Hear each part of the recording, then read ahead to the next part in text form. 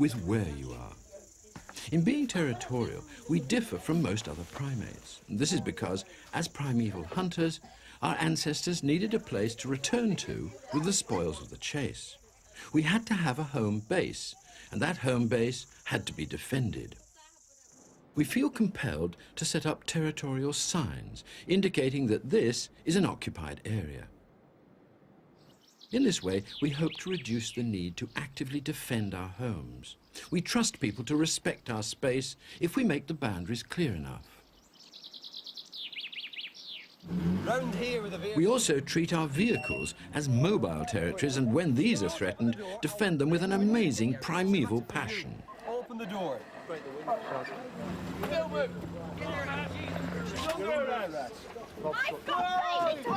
Hang on.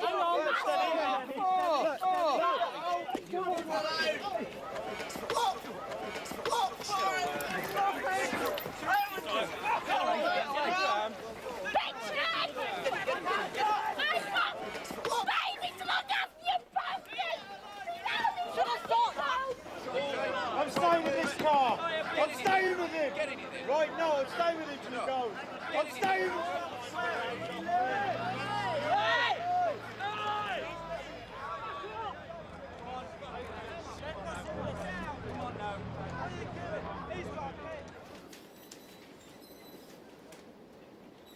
In addition to a family territory, each of us has a personal territory.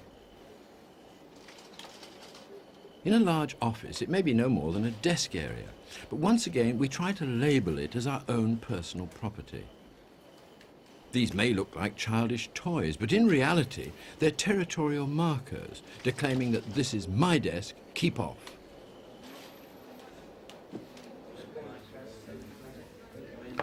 Just how powerful are territorial markers? Let's try an experiment. We'll put a coat on a chair over there and see how long it manages to keep people from sitting on that particular chair.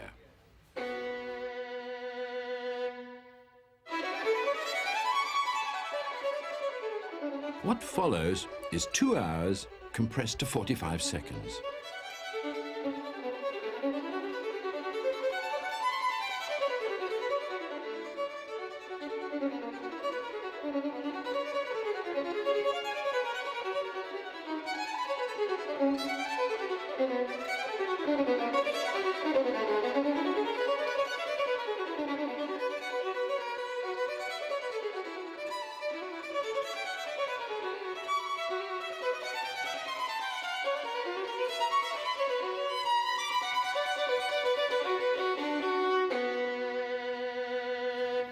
As with other species, our personal space is like an invisible territorial shield that surrounds us wherever we go, and that distances us one from another. Wherever you look, you can see bodies arranged at regular intervals, as though obeying some unwritten spatial law. In today's world, personal space is often at a premium. This is a capsule hotel in Tokyo, where each guest must endure a bedroom little bigger than that ultimate personal territory, the coffin. In stark contrast is this Las Vegas hotel suite, where the high status of high rollers demands the biggest apartment in the world.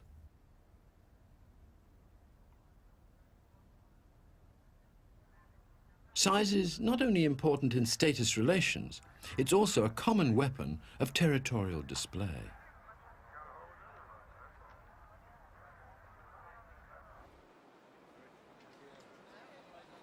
Wherever we go, we like to establish temporary territories. Without a well-defined space, we feel lost. I like to be at the back, small and petite. So as long as it's not to the office, I'm at the funeral. So we're forever setting out our territorial markers and recreating familiar surroundings. As here, where imaginary dining rooms are magically conjured up in the middle of a field full of cars.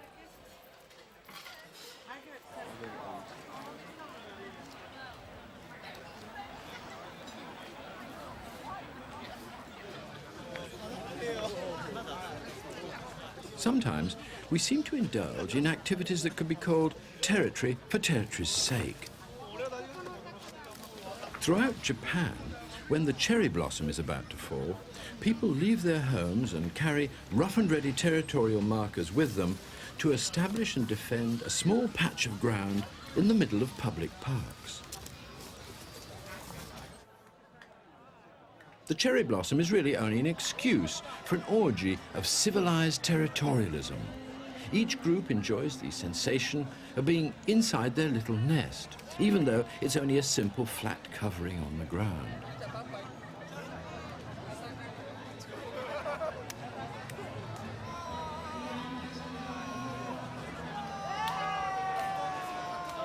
There they sit beneath the trees for hour after hour, eating and drinking and talking and enjoying the view.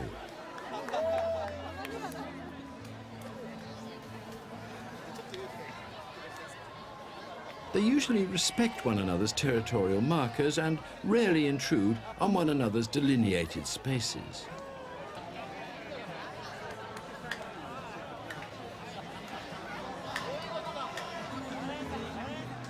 Occasionally there are brief disputes like this one because of the strictly territorial conventions, but they're extremely rare and quickly settled.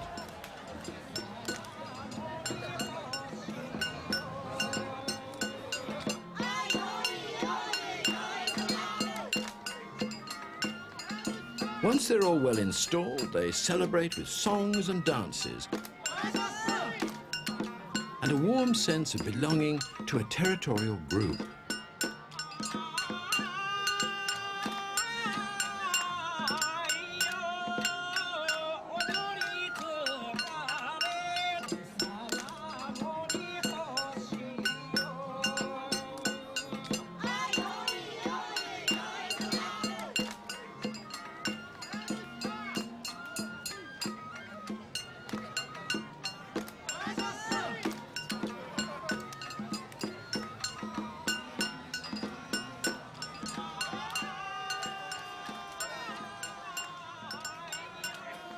The cherry blossom viewing happens only once a year. When it's over, the small group territories will be dismantled and the park will return to normal. Some other group territories are more permanent. In cities where gangs of young males have created a rebellious subculture, there's often a return to a primitive and savage form of tribal territory.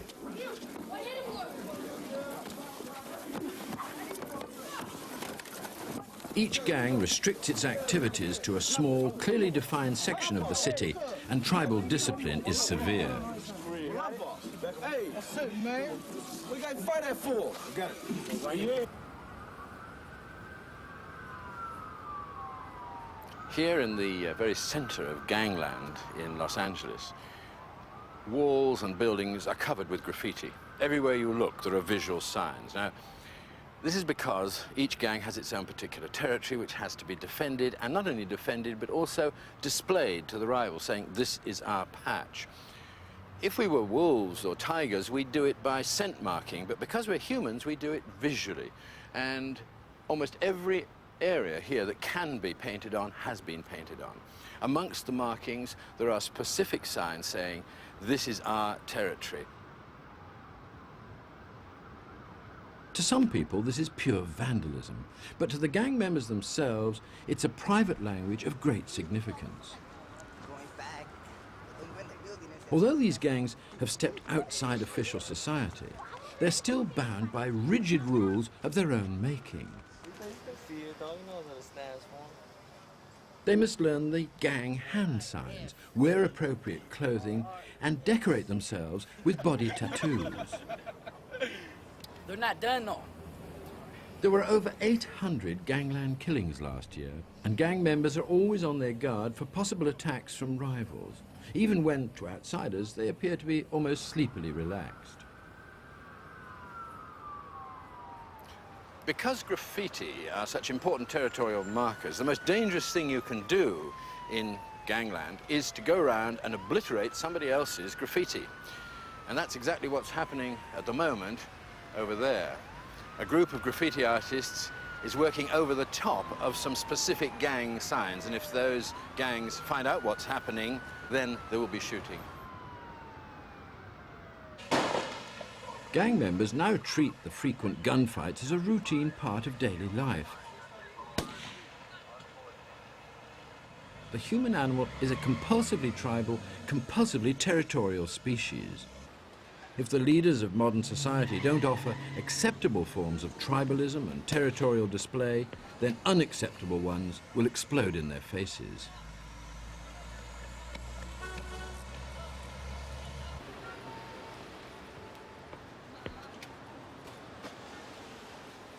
Beyond personal territory, beyond family territory, even beyond tribal territory, there's another level of social organization, and that, of course, is national territory.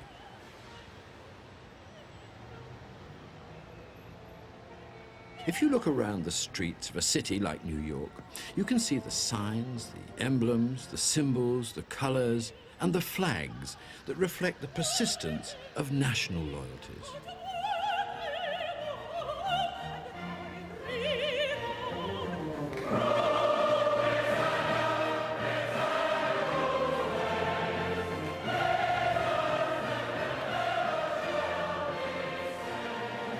When a large national gathering is assembled in one place to cry out its territorial chants, the effect is intensely emotional for those taking part, and equally threatening to those who do not belong.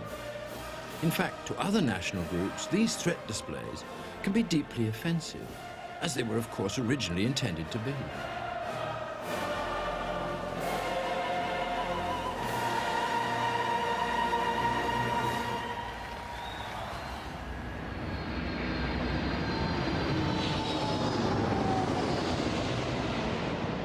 So what's the future of the human zoo?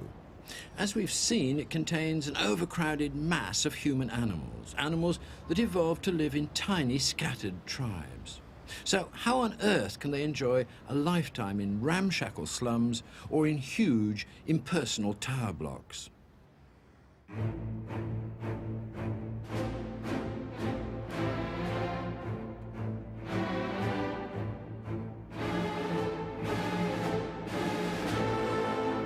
We already know from studies of other animals that serious overcrowding causes acute stress, and that this stress can damage the body's immune system. This same process applies to the human animal. And unless we slow down our population growth, further overcrowding may well unleash waves of disease and epidemic. 30 years ago, there were a mere 3,000 million people alive in the world. Today, that figure has nearly doubled. What this means for many city dwellers is daily chaos and congestion.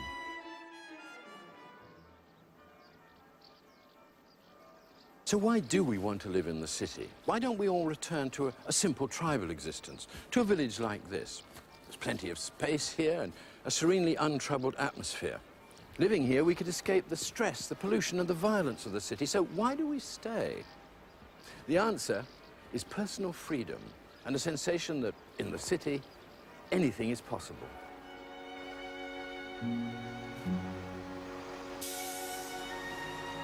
The ever-changing complexity of the city excites us.